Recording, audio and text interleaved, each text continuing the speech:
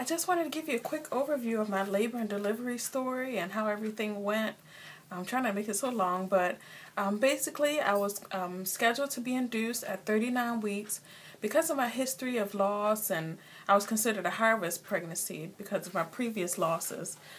So on February 1st at 6 o'clock in the evening, the hospital called me to come in to start the induction process. Right as the Super Bowl was coming on, my husband was so pissed. But we were waiting like the whole entire day for them to call us. So they finally called us. Once I got settled in and everything, it was about, I would say about 8 o'clock that night.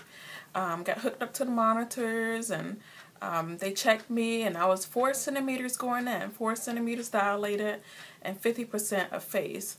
I was having some contractions. They weren't consistent. They were just really mild. They weren't painful or nothing like that. Once they hooked me up and everything, the bad thing was the baby's heartbeat started to act up, and his heart rate was going down as I was having more contractions, and that was a huge concern. And they mentioned C-section, and just to keep an eye on it. And I was just so stressed, and I was crying, and it was just a big mess. So basically they just had me to switch, lay on my side, and they gave me oxygen. So I was on an oxygen mask most of my labor and delivery. They assumed that maybe the baby was laying on his umbilical cord, and maybe that's why his heart rate was going up and down like that.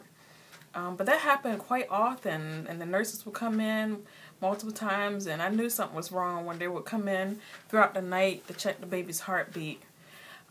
So because of his heartbeat situation, they didn't want to induce me right then and there. They said, you know, let's just monitor you throughout the night to see how the baby does. So they wanted to make sure the baby was stable before they gave me any kind of medications or anything. So I would say about 1 o'clock in the morning, the doctor came in and he said, you know what, the baby looks good, his heartbeat looks good. The 3 options for induction was he could break my water, give me Pitocin, or just continue to monitor me throughout the night to see how everything goes. So I was like, you know, just go ahead and break my water, see how that goes. Maybe that will speed things up a little bit. So that was about 1 o'clock in the morning. He came back in maybe a little bit later. He checked me again. I was 5 centimeters dilated. And that was almost closer to 3 o'clock in the morning. And they broke my water and all that good stuff, and that's when the pain started to hit for real. Those contractions were hitting me.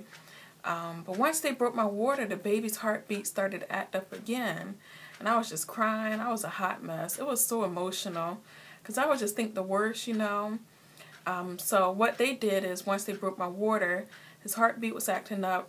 They inserted a catheter in my uterus, and that continued to keep the water in my uterus flowing, and that'll give some extra cushion for the baby and the umbilical cord. And so basically I couldn't get up out the bed at that point. I was really frustrated and worried about the baby and worried about myself and worried that I would have had to get a C-section, but thank God everything worked out. You know, the baby got stable. We were stable, and again, I was wearing the oxygen mask the whole time. But them pains, they were kicking me, and I told them my birth plan was all natural. I didn't want an epidural. I didn't want a lot of interventions, just straight natural. But once I had all that workup done, I was like, y'all might as well just give me the epidural and get it over with. I was just so stressed and ready to give up in a way. But all I could do is just pray, and my family was there. I had a ton of family, and my husband was by my side. So 2 hours after they broke my water, I started to feel the pains really intense, like almost like I had to have a bowel movement, like a strong bowel movement. So I knew the baby head was coming down. And I was like, please check me, please check me. And they were just moving around like nothing was going on. And I was like, I know the baby is coming. I feel him. So the doctor checked me about 5 o'clock, and I was 9.5 centimeters. So that was super quick. I went from 5 centimeters to 9.5 all within 2 hours. It was extremely painful, and all I could do is just take deep breaths, and that's what I did. And I had my iPad, and I had on some music and some relaxing gospel music. That's all I could do was just focus on God and praying that He'll get me through this. So at 5:19, Emmanuel came out, and everything went very well. I barely pushed for a few minutes. After that, my husband cut the umbilical cord. Everything happened really, really, really fast once they broke my water. But overall, the experience went, it started off rocky because I was worried about his heartbeat. But in the end, he was fine. I didn't tear. He didn't have any issues, no breathing issues. Because he was a week early, they did have the pediatrician on standby just in case he needed extra attention. But he was perfectly fine, crying. He was quiet most of the time. He cried a little bit.